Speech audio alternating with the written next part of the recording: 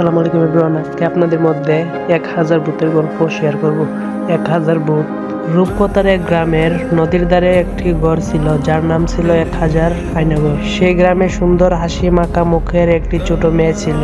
মেয়েটি একদিন তার বাবার মার মুখে শুনতে পায় তাদের গ্রামের আয়নাঘরের কথা। এর আগে মেয়েটি কোনোদিন ঘর থেকে বের হয়নি, সে প্রকৃতি দেখিনি কোনো বাস্তবতা। তো সে একদিন চিন্তা করলো সে যে আয়নাঘর দেখতে যাবে, কিন্তু একা একা যেতে সাহস না হওয়ায় সে তার সমবয়সী আরেকটি মেয়ের সাথে নিয়ে গেল।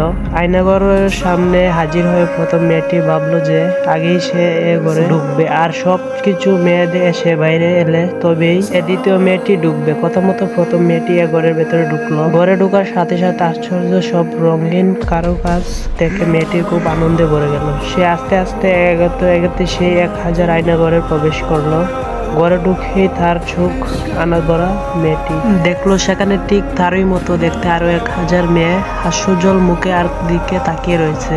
সে যা করছে বাকিরাও ঠিক তাই করছে। মেয়েটি এবার সবকিছু দেখে অনেক মজা পেয়ে বাইরে চলে এলো এবং তার সাথীকে সব ব্যাপারে খুলে বলল এবং বলল যে এমন সুন্দর জায়গা আমি আগে কখনো দেখিনি। সুযোগ পেলেই এবার থেকে আমি এই জায়গায় চলে আসবো।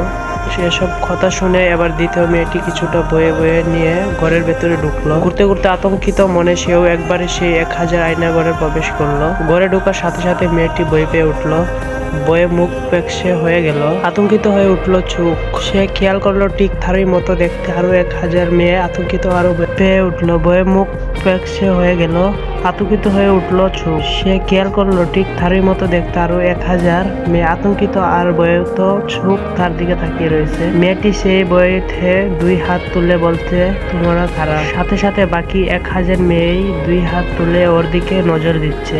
এবারে মেয়েটি প্রচন্ড ভয় পেয়ে ঘর থেকে দৌড়ে বেরিয়ে এলো এবং প্রথম মেয়েটিকে বলল, শীঘ্রই বাড়ি চল, এটা খুব বাজে জায়গা, আমি আর কোনোদিন এই জায়গায় আসবো না। গল্পটি ভালো লাগলে অবশ্যই চ্যানেলটি সাবস্ক্রাইব করবেন।